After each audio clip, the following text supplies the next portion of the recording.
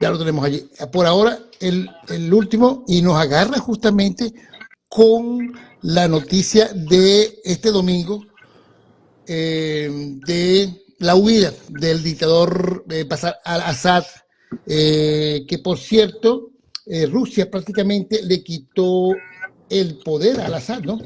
Porque quería mostrarle una noticia por aquí, y Antonio también, ya no solamente que lo dijeron los rebeldes, sino que también pues es parte de las declaraciones últimas que dio, y esta es la foto más importante, esta que está aquí, que se la voy a mostrar. Esta es la foto más importante hasta este momento, el día de hoy. Se trata del líder del organismo de liberación del Levante, Abu Mohamed al-Yorani, en la gran mezquita de los Omeyas en Damasco. Ya es definitiva la toma. Y lo que les estaba diciendo con respecto a Rusia, que ya pues se encuentra sin salvación. El mismo Putin le pidió la salida. No sucedió como en el 2015, cuando lo ayudaron los bombarderos rusos y fueron decisivos para mantener a Bashar al-Assad en el poder. ¿Por qué estamos hablando de esto si siempre estamos hablando de Venezuela? Bueno, porque se da un efecto espejo posiblemente, ¿no? Con todas estas situaciones y con Antonio, justamente antes de iniciar el programa, en su cuenta, Ande la Cruz Piso, por el ex, nos dice, bueno, cómo Bashar al-Assad perdió su juego de poder en Siria, cómo sucedió una dictadura de 50 años completamente institucionalizada, tras décadas de gobierno autoritario. El dictador sirio pues cayó en un colapso inevitable. Su historia no solo es política, es un ejemplo de decisiones mal calculadas. Vamos a estar hablando de todo este hilo que realizó ya Antonio de la Cruz, y que justamente nos gustaría comenzar hablando de lo que pudo haber sucedido aquí, porque antes de que se llevara a cabo la salida, tenemos conocimiento de que hubo una negociación con su oposición, es decir, con los rebeldes, que los acabo de mostrar en la mezquita, ¿no? Donde, bueno, ya está tomada completamente Damasco. ¿Cómo te encuentras, Antonio? Muy buenos días a la gente que ya nos sigue. Muy buenos días, Damaso. Un gran placer estar contigo nuevamente en ese posiblemente último podcast del año. Posiblemente. Porque no se sabe. Claro, no sabemos. Entonces, de pronto tenemos que de emergencia tomarlo, claro, y así lo haríamos. Por supuesto, cuente con eso, si los eventos en el país, en Venezuela, lo requieren, ¿no? Sí, la noticia es básicamente la caída de un régimen de 50 años de autoritarismo, de represión de la familia, ¿verdad?, de al-Assad. ¿Qué pasa con Bashar al-Assad? Él se venía sosteniendo en el poder por los grupos internacionalmente, ¿verdad? Rusia, Irán, Hezbollah, lo venían apoyando. Después de esa guerra que tú mencionaste, en el 2015. Comenzó, pero en el 15 lo iban ya estaba derrotado. Él estaba derrotado en ese momento, y Rusia, Putin, le metió todo, mandó recuerdo al ejército Wagner, ¿verdad?, que fue el que luchó esa guerra contra los rebeldes o las fuerzas que rechazaban el régimen, y bombardeó intensamente a Alepo. Recuerdo que la gran ciudad de resistencia era Alepo en ese momento. Y recordemos, una de las consecuencias de eso fue la gran migración siria.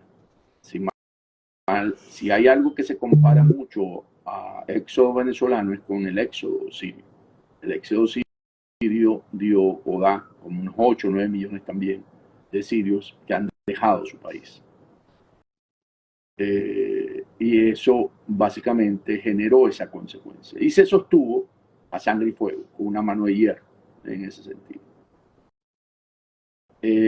Lo que pasa es que los dos que apoyaban a Bashar al-Assad están metidos en conflictos. Rusia en Ucrania, con mucha fuerza, y queriendo avanzar en ese frente para poder buscar, cuando llegue la negociación, avanzar lo máximo posible en el territorio ucraniano.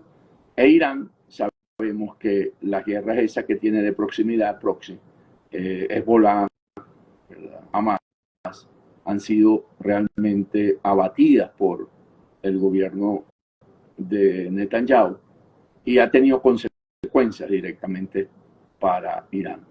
Entonces, apoyar a al-Assad, no es algo que le permitía a estos dos regímenes hacerlo en este momento. Y tenía entonces que Bashar al-Assad depender de sus propias fuerzas internas, las cuales lo rechazaban, porque si algo demostró esta avanzada de este grupo que llegó y fue avanzando tomando ciudades, y recordó mucho a lo que pasó con los talibanes en Afganistán, es que no presentaron resistencia a las fuerzas armadas de Bashar al-Assad, y por eso pudieron avanzar tan rápidamente y llegaron a la capital. Ya se había dado una negociación, pero ahí las fuerzas no presentaron resistencia. Entonces, en ese momento donde él no cuenta con el apoyo de Irán, ni de Hezbollah, ni de Rusia, porque pensó que podía y no puede, en este momento no puede, ¿verdad? Que eran los grandes aliados. Y ellos decidieron mantenerse, dejarlo. Él, como todo dictador, buscó ver si podía negociar con Estados Unidos. Mandó emisarios para hablar con Biden y con Trump, donde le ofrecía distanciarse de Irán. Veamos todo lo que ofreció después de haber estado 50 años alrededor de estos poderes. Distanciarse de Irán, de Rusia, y no apoyar a Hezbollah. Mandó emisarios, usó a los Emiratos Árabes Unidos para que conversaran, mandó un emisario para que conversara con Erdogan en Polonia y pudiera conversar y usar la parte de la religión como la negociación, porque un 10% de sirios son cristianos, y meterle miedo de que con la llegada del nuevo gobierno sunita va a haber una racia en ese sentido, pensando en que Occidente, preocupado por los cristianos, podía echarle mano, porque estaba dispuesto a entregar todo. Entonces, para que veamos, siempre los que tienen el poder, en el momento en que se ven perdidos, son capaces hasta vender a su madre por salvarse. Y esas son lecciones que nos muestra la historia. Esto no es solamente a Assad en este momento, no, son lecciones que se comportan igual, porque en ese momento el que quiere salvarse, primero yo en el cielo que mi madre. De hecho, fíjate que el primer ministro quedó allá y bueno, prácticamente es rehén, está detenido, ¿no? Por esta fuerza, mientras que tiene que colaborar, ¿no? En la entrega de poder y en todo lo que es la administración de justicia y de gobierno que se tiene que llevar a cabo en estos días. Así es. Entonces, pero ¿cuáles fueron los elementos que llevan a Assad a esta posición para cuando ya quiere entrar en una negociación? Él perdió, que es lo más importante en política, la confianza, porque traiciona. O sea, cuando tú te conviertes en política, alguien que traiciona los acuerdos, tú al final vas a quedar aislado, solo, y no vas a poder tener cómo convencer, porque todo el tiempo has traicionado. Cuando yo lo quiero ver en términos venezolanos, ¿verdad? Maduro ha traicionado todos los acuerdos que ha hecho para salir de la crisis política que vive Venezuela. O sea, la confianza en Maduro está muy baja, ¿verdad? Cuando vemos, y lo podemos ver sin tener que ser idéntico, ¿no? Pero podemos ver lecciones. O sea, cuando tú ves que ha perdido la confianza de Lula, ha perdido la confianza de Petro, porque no cumple con lo que se compromete, eso lo va dejando, lo va aislando, ¿verdad? Y asimismo, como está la confianza, está la credibilidad. Entonces, porque la credibilidad es un elemento de la confianza, porque lo que tú te comprometes, lo haces, el histórico, ¿verdad? Es tu compromiso histórico, es la historia de todos tus compromisos.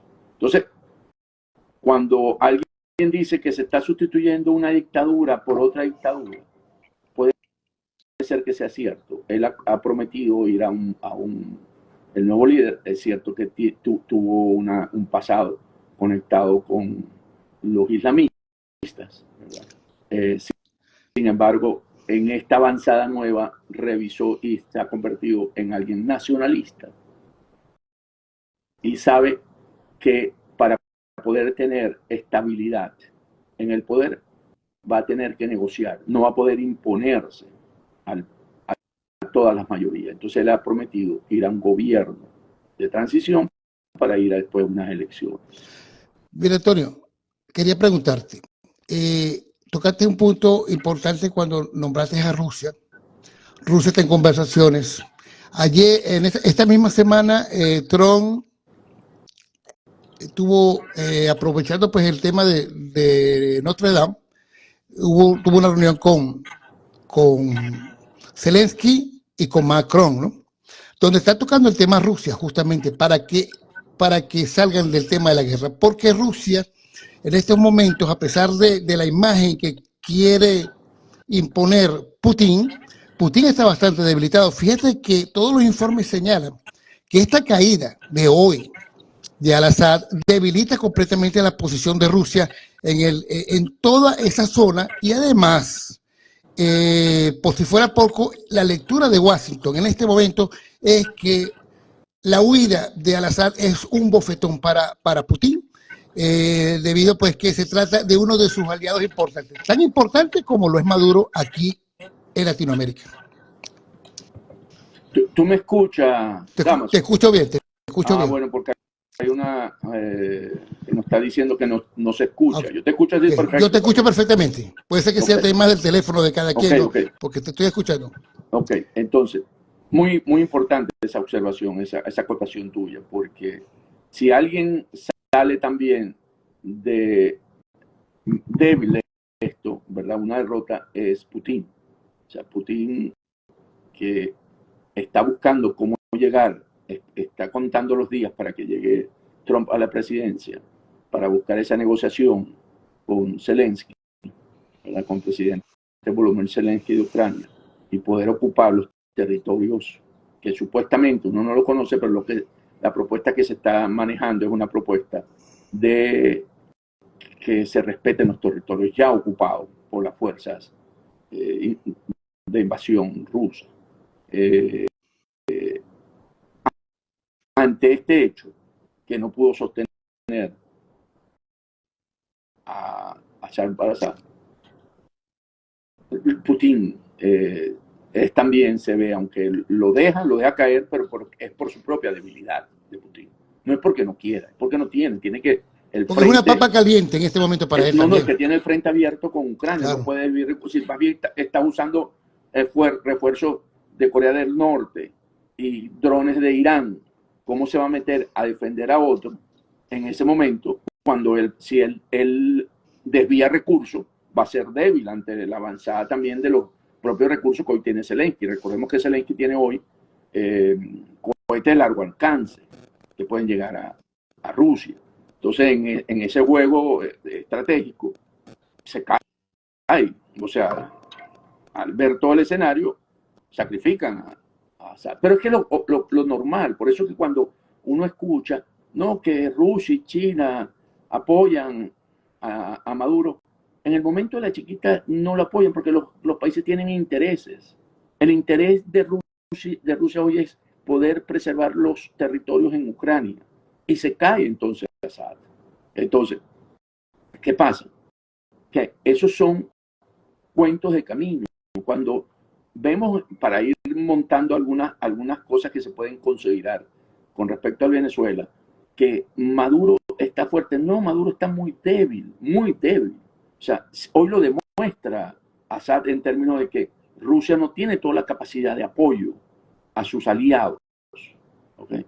Y Assad era una pieza clave para Rusia en términos de su posicionamiento en el Medio Oriente y en términos de tener acceso al Mediterráneo, ¿verdad? Que se juega, y en tener un frente donde él podía enfrentar a los grupos en el Medio Oriente. Entonces, eso tiene más peso desde el punto de vista geopolítico para Moscú que la misma relación con Maduro, ¿verdad? Entonces, si alguien tiene que estar preocupado hoy por los hechos que están pasando en Siria, es precisamente el régimen de Maduro. Porque lo que muestra eso es que tienes oportunidad de negociar en este momento una salida ordenada, una transición ordenada en Venezuela. Que si sigues insistiendo, se sigue insistiendo es Maduro, el régimen, Diosdado, en que yo me voy a mantener a sangre y fuego en el poder. Suceden estas cosas. El rechazo que tenía Assad era tan alto que ocurrió esto que estamos viendo. Tomó tiempo, sí tomó tiempo. Porque tuvo el respaldo de Rusia y la represión violenta muy fuerte. Y recuerda que Al-Assad también es un violador fuerte de los derechos humanos. Recuerda aquel armamento biológico, ¿no? Que lanzó contra la propia población. Armas químicas contra la población. Armas químicas y no tiene aún, digamos, en una orden de captura o un cartel como el que tiene en este momento Cabello y Maduro. Y sin embargo, fíjese la situación por la que estuvo pasando por el tema del debilitamiento. Ahora, me estás hablando del tema del factor externo, de la geopolítica. Tanto Assad como Maduro han estado contando con este apoyo, como Rusia, Irán, China, que ya no es el mismo de la década pasada, del 2015, del 2018, cuando ellos se reforzaron y los mantuvieron allí. El tema de las Fuerzas Armadas. Bueno, tú lo has dicho en varios programas. Todo depende de los intereses que tú les coloques en la mesa, pero llega un momento en que se debilita y que cada quien tiene que correr por su situación y por sus circunstancias, ¿no? Y en un escenario hipotético, pues fue abandonado de la noche a la mañana, no se metió. La Fuerza Armada abandonó completamente a Al-Assad en estos 10 días de fuerte contingencia con los rebeldes, ¿no? Prácticamente lo dejaron entrar. Por supuesto, ¿por qué? Porque hay casi 9 millones de sirios afuera, ¿verdad? Que en el exilio. O sea, hay un rechazo. ¿Cuánto? 10 millones. 10 millones entre 9 y 10 millones. Sí. Un poquito más que lo que tiene Venezuela en este momento. Sí, pero eso es producto de una guerra. ¿Okay? Claro, una guerra. Okay. En Venezuela no hay una guerra en términos de enfrentamiento, de represión tan violenta. Hay una guerra, pero de baja intensidad, que se dice. Y en ese sentido, si nosotros tenemos, como se ha dicho, todos los venezolanos tenemos un venezolano fuera del país, los sirios están igual. Los sirios tienen que tener todos un familiar afuera. De hecho, y esto es un dato importante para aquellos que creen que manteniendo un dictador no hay exilio forzoso o expulsión de sus nacionales, estaban regresando a las fronteras todos, una gran cantidad de esos sirios, para volver a su país. O sea, una vez caído el dictador, la confianza de la gente de regresar a su país se instauró. Y lo que se estaba observando, estaba viendo unas imágenes en BBC de la gente regresando a Siria. Sobre todo en Turquía. Vecino allí, que bueno, también Turquía desea que toda esa gente vuelva nuevamente, ¿no?, a su patria. Entonces, al restaurar tú las condiciones, por lo menos de no estar el represor, el dictador, la gente regresa a su patria. ¿Okay? Porque siempre, cualquier nacional que esté en un país que no sea el suyo, siempre va a ser un extranjero nacional. No estoy hablando de los hijos, no estoy llamando la primera generación, la que queda, y esa sí se crea con los valores y se queda. Pero cualquier nacional que está en el exterior, que creció y nació en Venezuela o nació en Venezuela, siempre será un extranjero.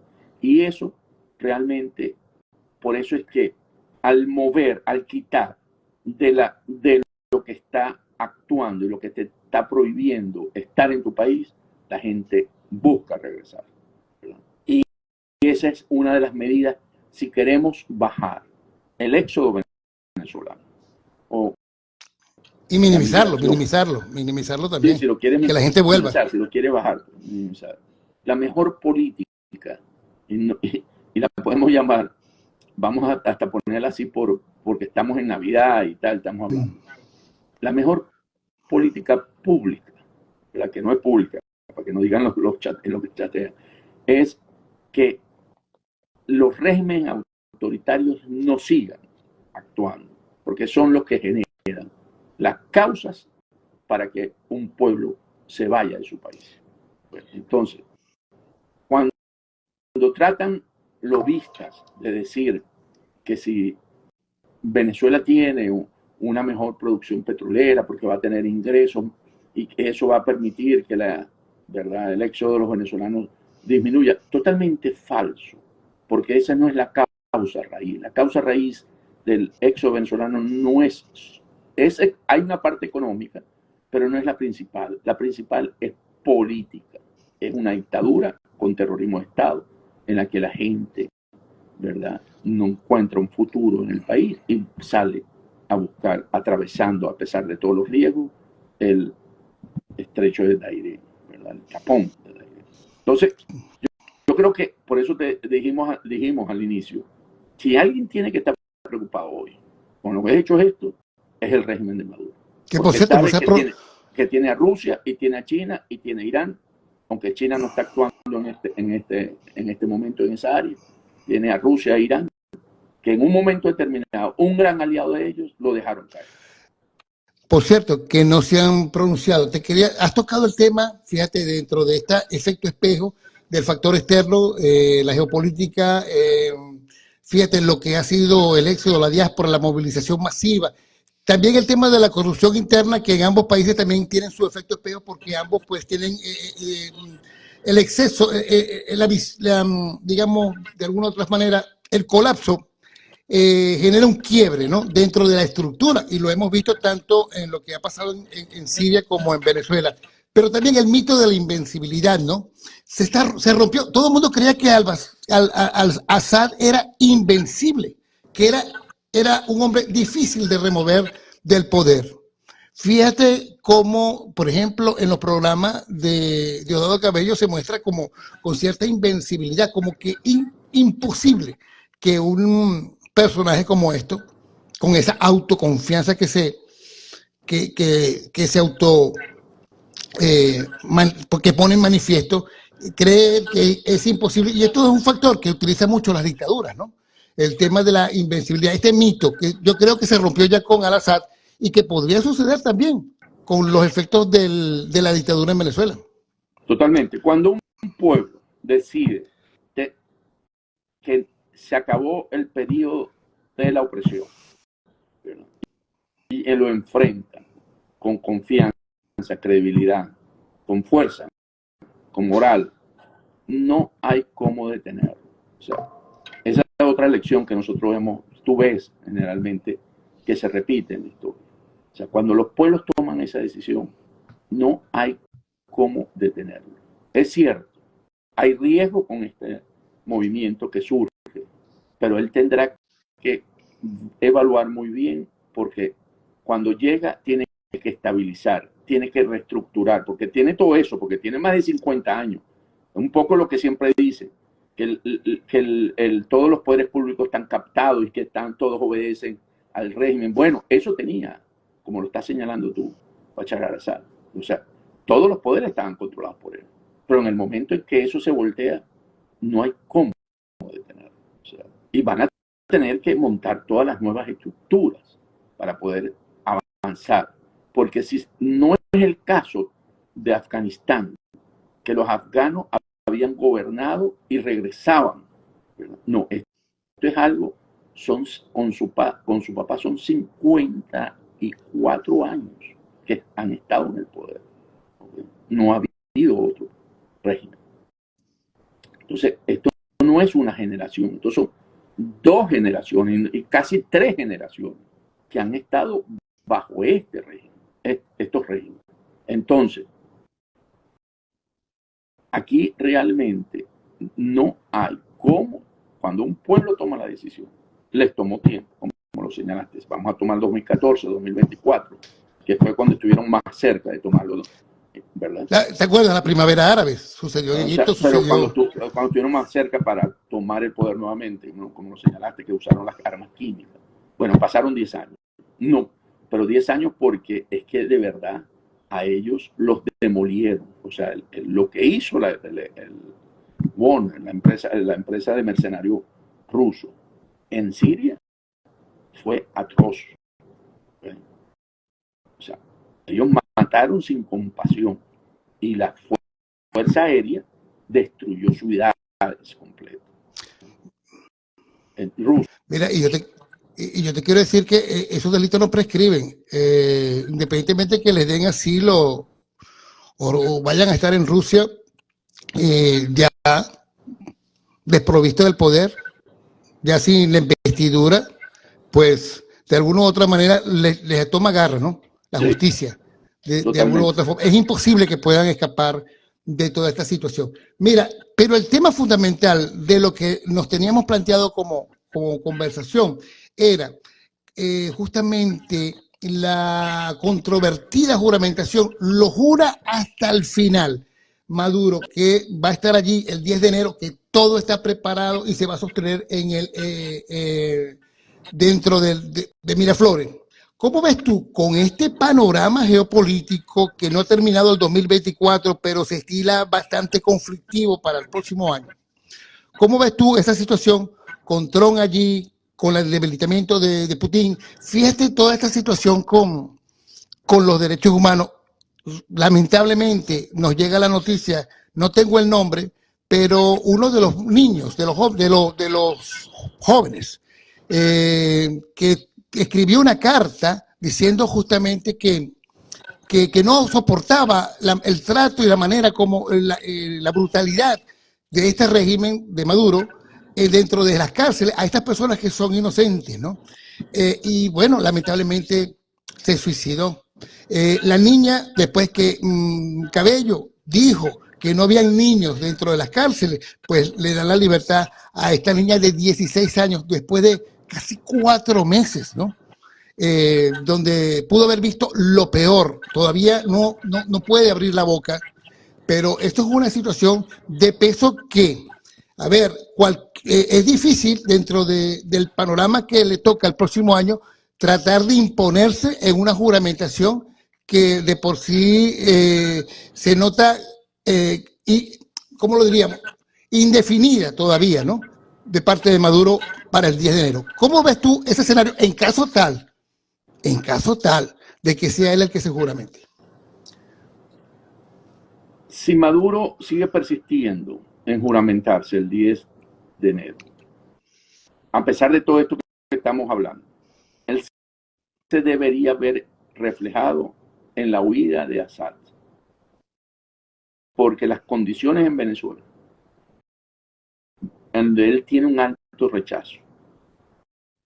Si antes eran del 8, yo creo que deben estar 9 de cada 10 venezolanos rechazan hoy a Maduro. Y rechazan por lo que tú acabas de contar, lo que le pasa, lo que ha sucedido en las cárceles con los niños. O sea, eso es brutal. Si no tiene, como dijimos en la política, confianza ni credibilidad, cree que lo apoya, pero vimos cómo al final, cuando hay esos rechazos, las Fuerzas Armadas no te apoyan. Y lo vimos también en las elecciones. Entonces, si él el 10 se juramenta, cada día que pase, él va a estar más en riesgo de tener una salida, que no va a tener una negociación, va a tener que salir huyendo, como le pasó hoy a Assad. O sea, no hay, ahorita hay una capacidad de poder tener una negociación, poder tener que su partido pueda tener viabilidad política, porque si llega a ese extremo, Porque, ¿qué pasa? Para poderse sostener va a tener que aplicar el totalitarismo completo. Lo hablamos. Mussolini, Stalin. Pero eso, hay un evento que está ocurriendo hoy que va a tener implicaciones. Eso se puede llamar en teoría de caos el efecto mariposa.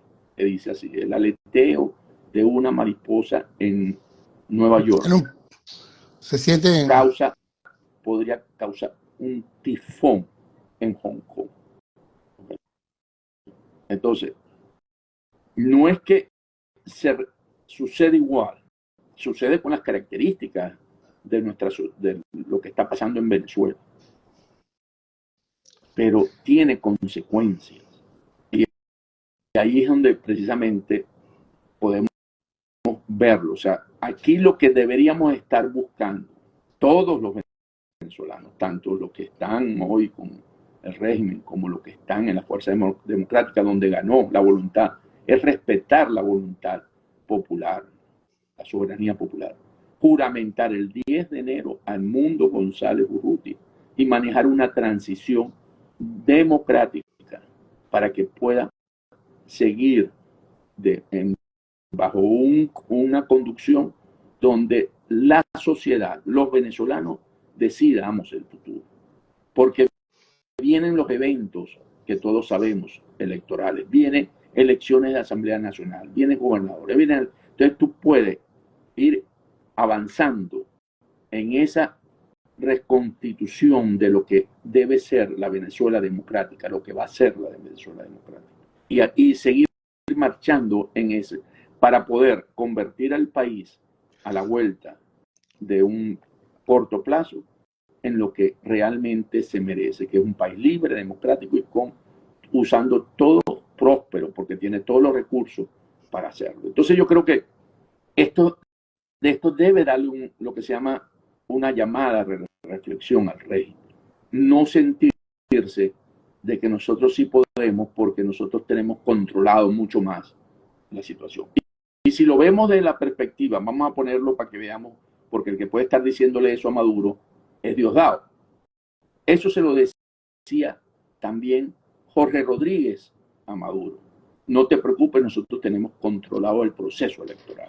Nosotros vamos a ganar. Y tuvieron la confianza de decir, ok, vamos a ganar. Pero al final no ganaron, perdieron. Y se lo tuvo que haber jurado, ¿cómo se llama? El hermano de Delcy Rodríguez, Jorge Rodríguez. Mil y una vez a Maduro, porque Maduro seguro le preguntó, ¿estás seguro, Jorge? Sí, porque Diosdado tenía las dudas. Entonces, yo estoy seguro que Diosdado debe estar diciendo, yo te aseguro que nosotros con esta política que llevamos de terrorismo de Estado, nos mantenemos en el poder. No, cuando hay un rechazo de un pueblo y toma una decisión de que no, en palabras nuestras, muy criollas, no se la cala más. Eso tiene un cambio y eso genera cambios. Lo que se quiere es que esos cambios sean ordenados, que no sean como los estamos viendo hoy en Damasco, ¿verdad? Que entraron al palacio, que eso ocurre también, eso es típico. Entran al palacio y se llevan y lo saquean porque hay un gran rechazo hacia esa figura y eso simboliza el poder. ¿Okay? Yo lo recuerdo porque en otros eventos, pues cuando cayó Tacho Somoza fue igual. No, sí, hay que poner la bandera, es una manera de poner su bandera, ¿no? En el espacio del enemigo, ¿no? Es algo que se hace en todas las guerras y en todas las tomas de poder. Entonces, nosotros más bien lo que hemos estado siempre orientando y confiando en una transición ordenada, en la que se respete la soberanía popular. Mira, tú en tu hilo, voy a recoger dos escenarios que están, dos partes de la narrativa, porque fíjate que tú lo acabas de señalar, Al-Assad ha perdido lo más importante en la política, que es la confianza. Confianza en la cual todavía se pretenden sostener el clan, ¿no? El clan que está compuesto por Maduro, los hermanos Rodríguez, Padrino, Cilia y Diosdado. Pero fíjate que el día siguiente, del 10 de enero, el 11, ya ellos no van a tener esa confianza y ellos están apostando a Rusia, a Cuba y a Irán. ¿Qué pasa con Cuba? Bueno, Cuba mantiene un poder de inteligencia que, por cierto, lo maneja el hijo de Raúl Castro, ¿no? El hombre del poder, el hombre tras el poder de inteligencia y militar, y por supuesto que es la figura que controla la parte de inteligencia en Venezuela. Y que ellos creen que, bueno, que ellos se van a, que ellos tienen comprado completamente toda la seguridad allí, pero señala que ya países como Rusia e Irán, con sus problemas, pues ya han decidido, por lo menos, eh, no mantener a Assad en el poder y también hay un gran costo el de Maduro para esos países, ¿no? En este momento. Y además, en una situación donde estamos viendo que ni Estados Unidos ni Europa han decidido intervenir. Trump, como te dije, estuvo en Francia ayer, ¿no? Y él está buscando, no ha tomado el poder todavía, pero él está buscando lo que ha dicho. Mira, aquí se tiene que resolver el tema de Ucrania y seguramente va a buscar resolver el tema de Gaza, de Medio Oriente, y obligatoriamente va a tener que hablar con Putin, porque Putin es el único que puede ir a hablar con Maduro, ¿no? Para ver si toma el mínimo con respecto a toda esta situación. ¿Tú cómo ves esos escenarios? Fíjate, es cierto que ayer estuvo Trump en la restauración, una reinauguración de la iglesia de Trambella en París, Notre Dame, y ahí coincidieron. Y el presidente Macron sirvió de mediador para poder sentarlos a conversar, porque definitivamente parte de la agenda de esa negociación es que Ucrania va a tener que perder territorio. Y no es fácil para, si uno fuera ucraniano, perder un territorio, aunque son partes que generalmente han sido dominadas por los rusos, ¿no? Hablan ruso. Bueno, pero habría que, eso tendría que resolverlo ellos internamente. Entonces, y Trump lo que ve en su proyecto político que viene, que es volver a ser Estados Unidos una potencia, Make America Great Again, y lo vemos ante esto en escenario. Es necesario que no haya guerras en el mundo para poder desarrollar los negocios, para poder crear las relaciones, porque si no, el gasto militar se dispara, porque como han sostenido a Ucrania, con gasto militar que financia Estados Unidos, que los préstamos que le dan no es porque le dan préstamos, no es para pagar el armamento que se está vendiendo a Ucrania, que se le está entregando, pero es una venta. Entonces, y ahí Trump tiene una visión en ese sentido que va a llevar. Y hay un elemento aquí importante, Damaso, que si tú realmente quieres tener en esta nueva administración que viene algo que te escuche, vas a tener que estar alineado con la agenda MAGA. Aquello que no refuerce la agenda MAGA no va a ser tomado en cuenta. O sea, si yo vengo, voy a poner un ejemplo concreto, el presidente Petro, cuando lo felicitó al presidente Trump por su elección. Primero felicita al pueblo estadounidense, está bien, pero no directamente. Y después habla de el efecto climático, que no, eso no está alineado con la agenda MAGA. Y después habla de las sanciones. Mete la parte esa de Venezuela y Cuba, que tampoco tiene que ver nada con la agenda MAGA. Entonces, el presidente Petro o está planteando un conflicto con el presidente Trump, que está entrando, para él poder tener excusas a no poder cumplir con su plan de gobierno, su gestión que le queda, porque va a haber tensiones. O él no entiende cómo hacer colaborar en una agenda que pueda permitirle a Colombia tener el apoyo que siempre ha contado con los Estados Unidos en términos de la parte de los programas que sostienen en contra del cultivo de la coca, ¿verdad? Que ha crecido mucho en Colombia y que y tiene un punto de enfoque ahí para la agenda MAGA, que es la parte de los narcotráficos, ¿verdad? La parte esa de todo lo que está entrando por México.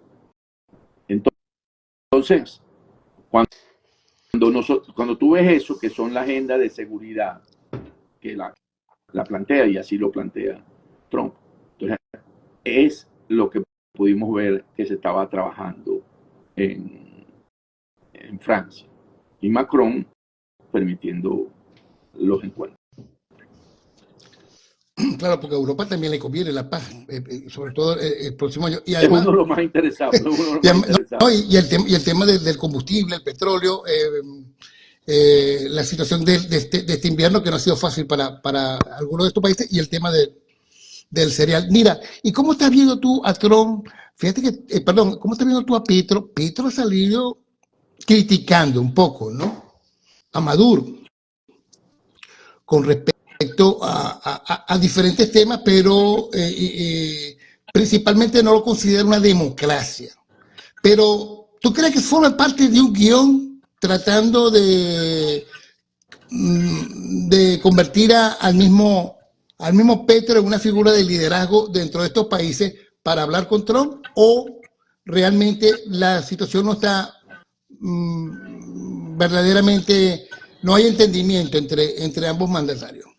Petro está entrando a jugar ya en la elección 26 en Colombia. Ya le entró con una agenda. No porque él se pueda reelegir, porque no se puede reelegir, pues el candidato o la candidata que él quiera colocar ahí.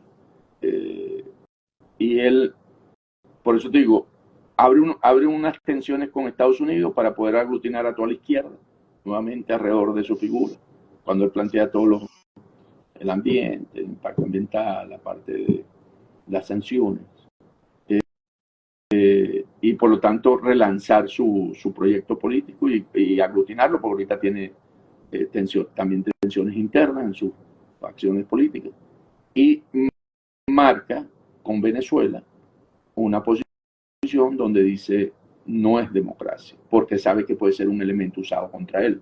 Todos aquellos que se hagan los locos con el 10 de enero en cualquier elección que ocurra en los años siguientes, que ocurran después de eso, esos candidatos que vengan de esos gobiernos oficialistas, los candidatos oficialistas, van a ser señalados que apoyaron o están apoyando. Yo pienso apoyaron porque creo que no tiene mucha viabilidad Maduro después del 10 de enero, una dictadura, y eso le va a costar votos. Entonces él tiene que empezar a marcar también algunos hechos importantes, porque está en el discurso, no está en la narrativa, no en los hechos, está en la narrativa. No, y además, disculpa, Antonio, lo que pasa es que a nadie le conviene una dictadura, ni a Estados Unidos, ni al resto de los países de América Latina, ni a Europa. ¿Tú crees que hayan sectores inclusive de la izquierda que estén o ya tengan tiempo intentando ponerlo en el escritorio, el plano completo? Mira, tú vas aquí, y si esto va aquí se va a formar, como tú dices, una dictadura que no nos conviene a ninguno, estando el próximo dictador ahí, ¿no?, en la mesa sentado, o vamos a tratar, porque todos tienen intereses, todos tienen dinero ahí de por medio apostado, ¿ok?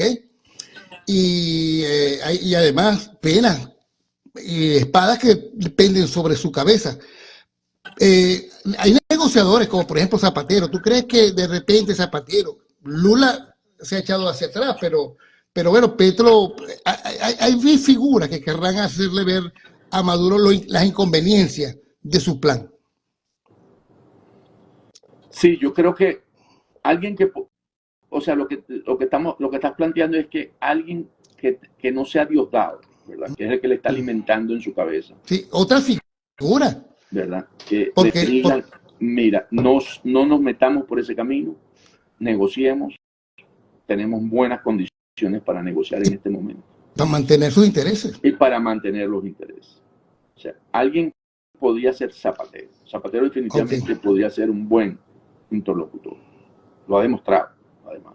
Y no lo estaría haciendo por un beneficio personal.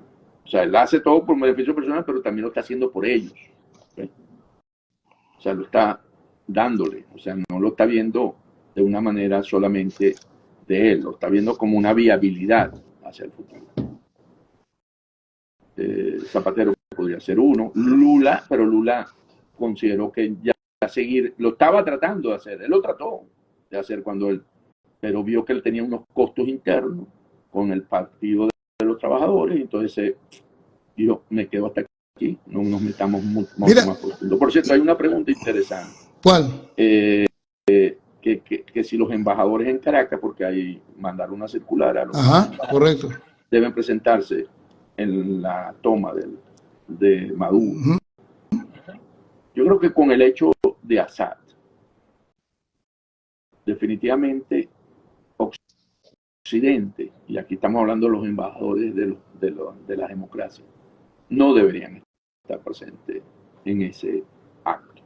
O sea, ya debería jugar en una posición, si eso llegase a ocurrir, demostrarle de que sus días están contados. ¿En qué sentido?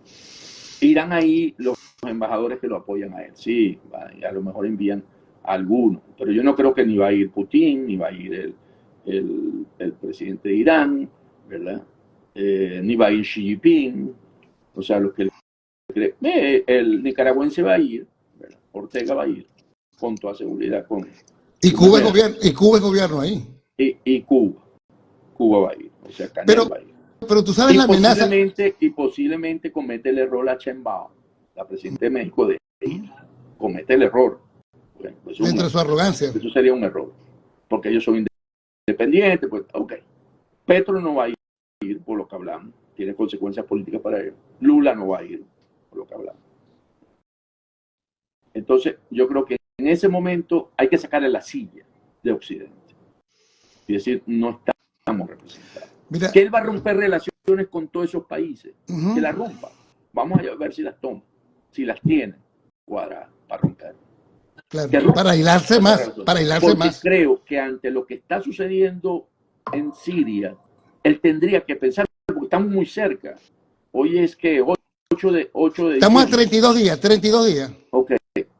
Y que tú tengas que aislarte de Occidente cuando ya sabes que Rusia e Irán no apoyaron a Assad. Juégate la partida, a ver. Mira, y cuando hablaste de Zapatero, ¿tú crees que el mundo puede venir acompañado de Zapatero? Si él negocia sí, él se podría hacer, así como lo ayudó a salir, lo ayudó a entrar. Zapatero no es amigo de nadie. No. Él es amigo de los petrodólares y de los narcodólares también. Él es amigo, ¿sabes? De lo que dan, de lo que pagan, del dinero. Mira, Antonio, te voy a leer ya. Tú leíste, y muy interesante, ¿no? La inquietud. Dice aquí Rob 23, se dice que María Corina Machado nos mandó la gente a la calle porque Maduro amenazó con matar 10 personas diarias y seguían. Antonio, excelente análisis, te dice Fabián Horacio. Maga, Mike Argentina, Great Again. Bueno, recientemente hicieron la CEPAC allá en Buenos Aires. ¿Qué opinión le darían? Bueno, ya esa fue la que tú leíste. También, a ver, un poco más arriba, está... la información está en pleno desarrollo, está vivo, fue rescatado por unos compañeros, no sé a quién se refiere. También, Antonio, ¿sabes algo del avión que se cayó en Siria? Vamos a estar pendientes de eso, yo no lo tengo ahorita. No creo que tenga que ver con el avión de Assad, ya salió mucho antes. Y bueno, te dejo esta última. Bueno, nos deja Euronews reporta que no se sabe del dictador caído hasta este momento. Todos los medios europeos dicen que se encuentra en Rusia ya, ¿no? Que se encuentra en Rusia y bueno, Rusia e Irán están debilitados. Bueno, tú lo acabas de señalar también, que están en este momento debilitados.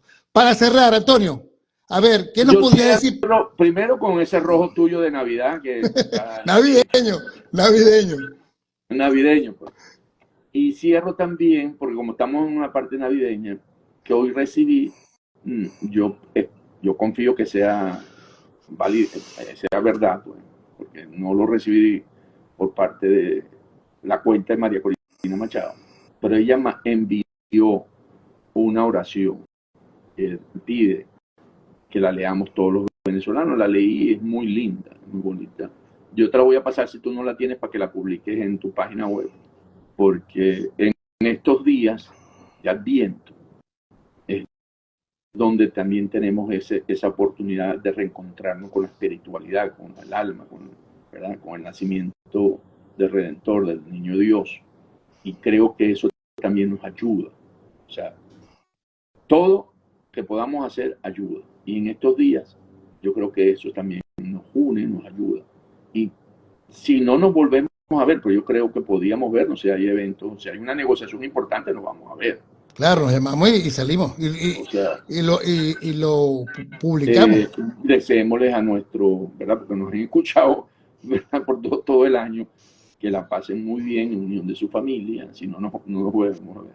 Tú también, Damaso. Y una feliz Navidad y un 25 con una Venezuela libre y democrática. Bueno, y hoy no sé cómo será la cultura. Mira, la cultura de la guerra es horrible, ¿no?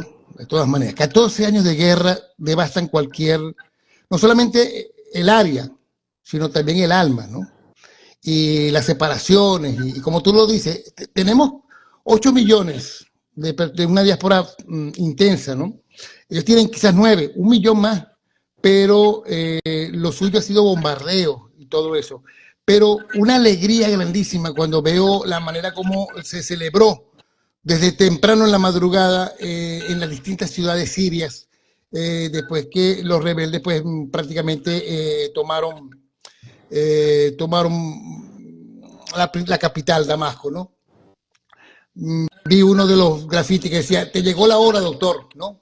Era uno de los grafitis de los rebeldes. ¿Qué va a pasar con estos rebeldes? Tú creo que más o menos lo tocaste al decir que a nadie le conviene copiar un gobierno dictatorial, autoritario. Todo el mundo tiene que empezar a hacer negociaciones porque cada vez todo está más globalizado.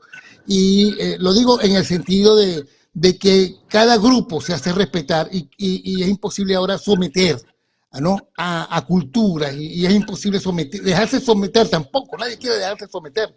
Entonces es una situación bastante complicada que solamente lo puede resolver la política. Así que bueno, vamos a estar pendientes.